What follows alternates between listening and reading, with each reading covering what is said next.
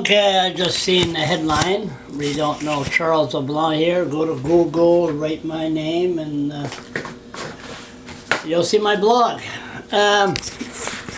There's a story here. Okay, how am I gotta start. I gotta get a tripod or something. There you go. Okay, there's a story here of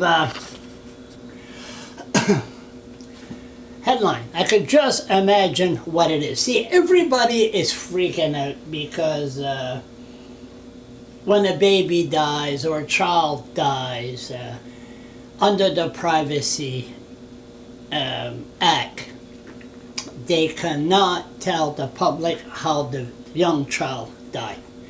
Now, I've been fighting this for about 5 years.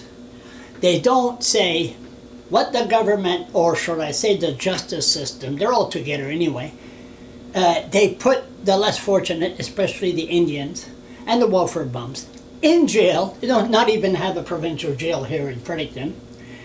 They put them behind bars, they cut off their medication, and then they die, and then under the Privacy Act, they're not allowed to say how this person died. Now, here's a headline. I never read the story yet. From Don McPherson. I couldn't do his job, my God. Anyway, mentally ill man was denied medication in jail. I wonder what's going on here. Let's see. The province top court has rejected a motion to lock up a defendant who's appealing his drug trafficking conviction because the mentally ill man wasn't given his medication when he was behind bars. Now, the reason I really know this, because when they put me in jail for 2 days, because I refused to sign stupid condition not to go across the Westmoreland Bridge by Judge Julian Dixon, and they put me in jail for 2 days and they cut off my medication.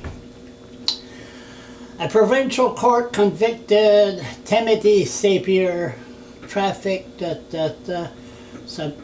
conviction, federal crown alleged by Pandina was charged.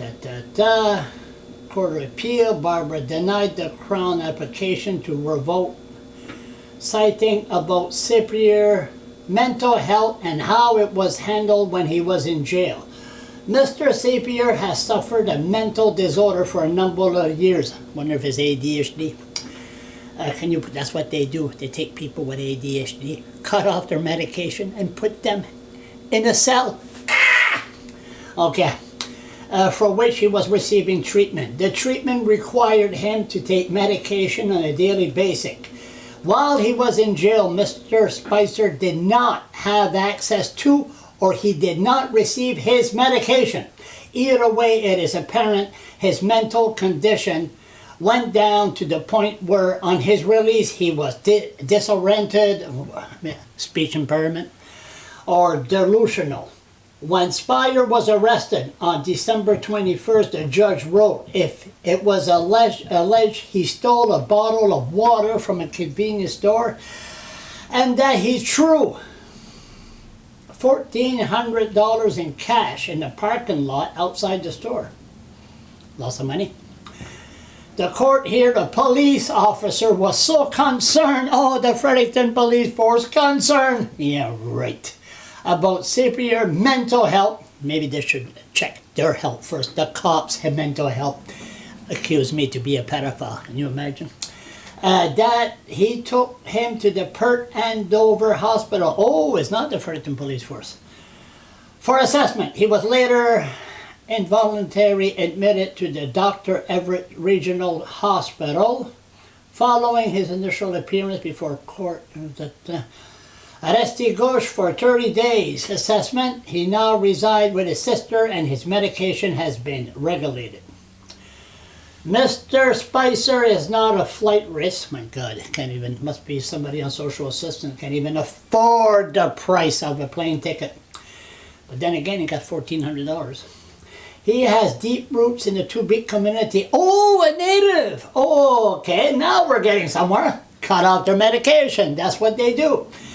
All the same factors considered in the previous decision of this court remain the same, other than the fact he must take his medication as prescribed It is my opinion, Mr. Sapir, detention is not in the public interest. Must be a Dennis Olin thing. The judge ordered Sapir and his counsel to reappear before the court April 11th to provide an update.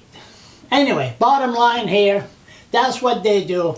They put you in jail for foolishness, and because you didn't pay a fine, riding a bicycle with no helmet, and then they cut off your medication, and then they kill it. Then you die, and that's the end of that.